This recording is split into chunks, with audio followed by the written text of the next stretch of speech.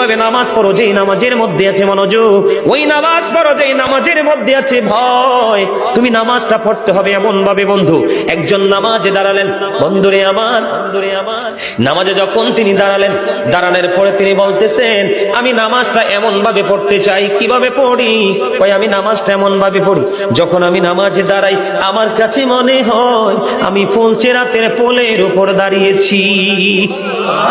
একটু যদি নড়বড় হয় আমি জাহান্নামে নিক্ষিপ্ত হব। তার মানে হলো আমি এতটাই মনোযোগের সাথে নামাজ পড়েছি যেন আমার নামাজটা বিন্দু পরিমাণ কোনো আংশিক ভাবে যেন অগ্রহণযোগ্য বলে আল্লাহর কাছে গৃহীত না হয়।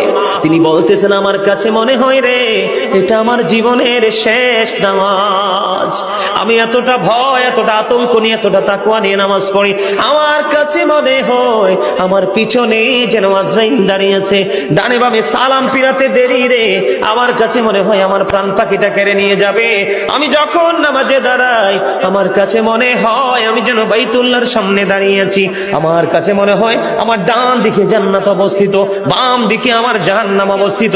এমন তাকওয়া ভয় নিয়ে নামাজে দাঁড়াই।